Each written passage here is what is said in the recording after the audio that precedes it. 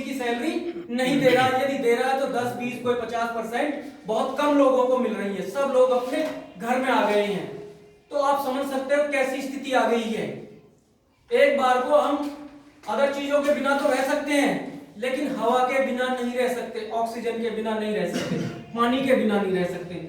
इस ऑक्सीजन की कीमत या इस पानी की कीमत जब हम बाहर चले जाते हैं, हॉस्पिटल में चले जाते हैं, तो एक बोतल पानी हमें 20 रुपए में मिलता है, और ऑक्सीजन का यदि सिलेंडर की आप बात करें तो 2000 में मिलता है।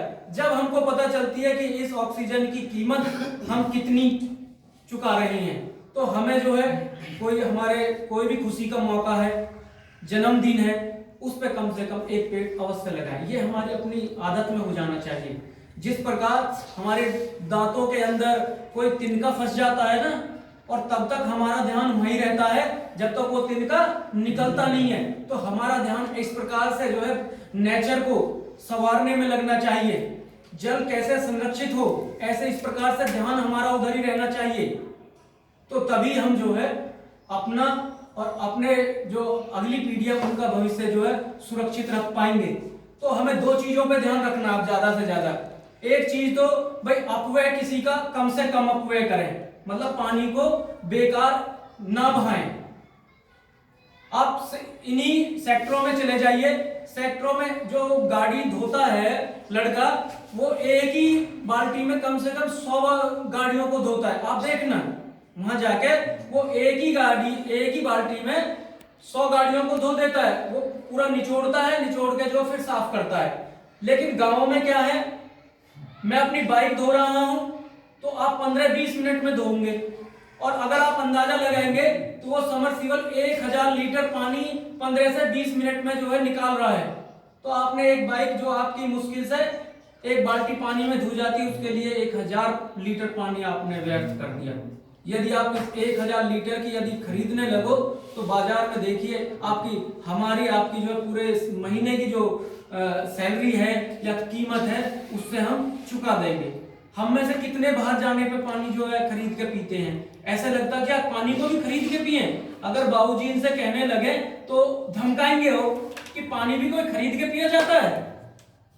इतना दूध का मूल्य नहीं है जितना पानी का मूल्य है, तो दूध के बिना रह सकते हैं हम। दूसरा भाई इसे जो है संरक्षित कैसे करें। आसपास देख रहे हैं कि जो तालाब थे, कुएं थे, वो पाट दिए गए हैं, उनमें जो मट्टियां भर के जो भूमाफिया है या क्षेत्र में दबंग लोग थे, हर जगह होते हैं दबंग लोग, उन्होंने उन पर कब्जे कर लिए हैं, अपनी बिल्डिंगें बना दी हैं। तो जो हमारे आसपास तालाब रह रहे हैं उनके बारे में सोचना चाहिए हमें कि भाई इन्हें कैसे सुरक्षित रख सकते हैं।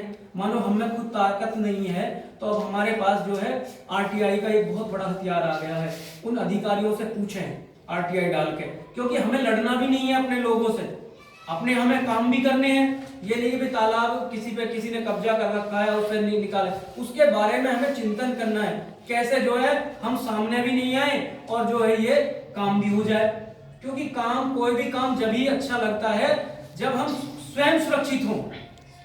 जब तक हम स्वयं सुरक्षित नहीं है तब तक वो काम बेकार है। मानो हम ही नहीं रहे तो पहले अपने आप को सुरक्षित रखना है। तो हमें ज्यादा से ज्यादा इन 2 पॉइंटों पर ज्यादा सोचना है कि भाई अपव्यय कम करें, पानी का कम से कम अपव्यय करें। संरक्षित कैसे कर सकते हैं उसको, तो ये तालाबों के द्वारा कर सकते हैं, क्योंकि अब देख रहे हैं सब पक्का है। पहले नहीं था, जब बाबूजी का टाइम था जब इतना पक्के नहीं होते थे। आसपास जितने भी ये आपकी बिल्डिंगें बन रही है सब पक्का हो गया है। पहले चौका लगते थे, कच्चा था, बारिश होती थी तो जो पानी बरसात का होता था वो रिसाइकल होकर जमीन में चला जाता था और जमीन में जो है वाटर लेवल जो ऊपर आ जाता था। अभी जब गर्मियां पड़ रही थी, बारिश नहीं हो रही थी, तो वाटर लेवल नीचे चला गया। जैसे ही बरसात हुई तो ऊपर आ गया। वो जो नलकूप हमारे जो पानी नहीं दे रहे थे वो भी पानी देने लगे।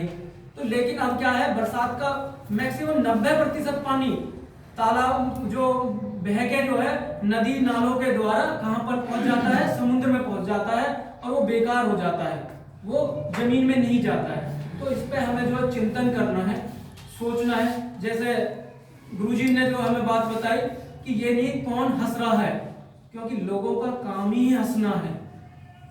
और एक चिड़िया अपने उसमें जो है पानी की एक बूंद ला रही थी, डाल रही थी, ला रही थी, डाल रही थी।